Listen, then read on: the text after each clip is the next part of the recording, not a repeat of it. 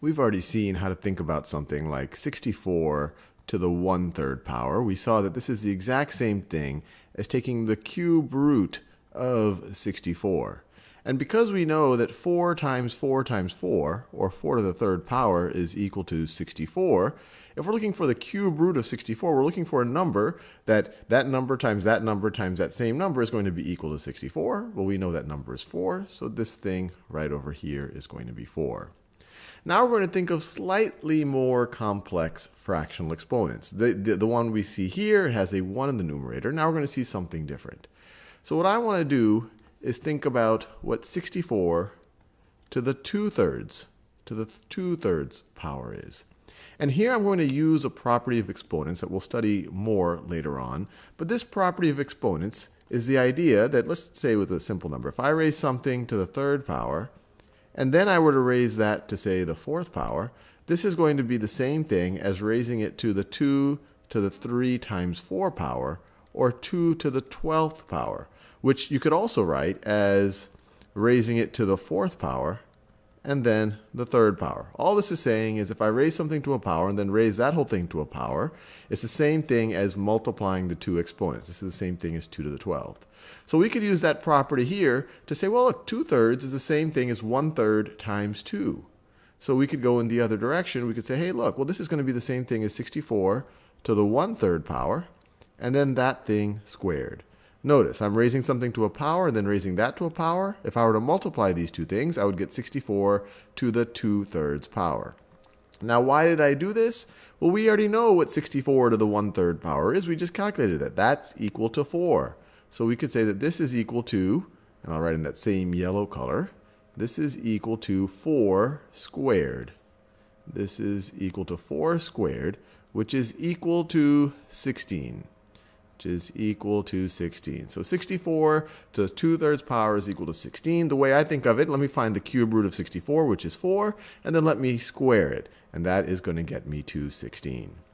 Now I'll give you an even hairier problem, and I encourage you to try this one on your own before I work through it. So we're going to work with 8 over 27, 8 over 27, and we're going to raise this thing to the negative, and I'll try to color code it, negative 2 over 3 power to the negative 2/3 power. I encourage you to pause this and try this on your own. Well, the first thing I do whenever I see a negative exponent is to say, well, how can I get rid of that negative exponent? And I just remind myself, well, the negative exponent really just says take the reciprocal of this to the positive exponent. So this is going to be equal to, the reciprocal of this is 27, I'm using a different color. Let me use that light mauve color. So this is going to be equal to 27 over 8. Over 8, I just took the reciprocal of this right over here. It's equal to 27 over 8 to the positive 2/3 power. To the positive 2/3 power. So notice, all I did, got rid of the exponent and took the reciprocal of the base right over here. 8 over 27 is the base, negative 2/3 is the exponent. Now, how can we handle this? Well, we've already seen that if I have a numerator to some power over a denominator to some power, and this is another very powerful exponent property, this is going to be the exact same thing. This is going to be the exact same thing as raising 27 to the 2/3 power, to the 2 over 3 power, over 8 to the 2/3 power. 8 to the 2/3 power. This is another very powerful exponent property. Notice, if I have something divided by something and I'm raising the whole thing to a power, I can essentially raise the numerator of that power over the denominator raised to that power. Now let's think about what this is. Well, just like we saw before, this is going to be the same thing. This is going to be the same thing as 27 to the 1/3 power. 27 to the 1/3 power. And then that squared. And then that squared, because 1/3 times 2 is 2/3. So I'm going to raise 27 to the 1/3 power and then square whatever that is. And that is going to be over, all this color coding is making this just switch a lot of colors. This is going to be over 8 to the 1/3 power. 8 to the 1/3 power to the, and then that's going to be raised to the 2nd power. Same thing we're doing in the denominator. We raise 8 to the 1/3 and then square that. So what's this going to be?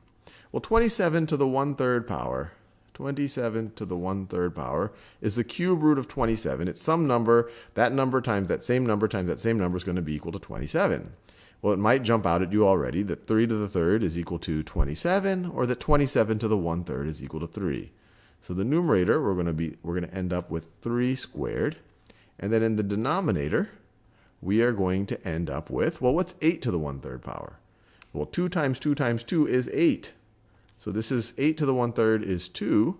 And then we are going to, and then let me do that same orange color.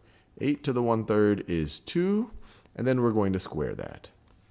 So this is going to simplify to 3 squared over 2 squared, which is just going to be equal to 9 over 4. So if you just break it down step by step, it actually is not too daunting.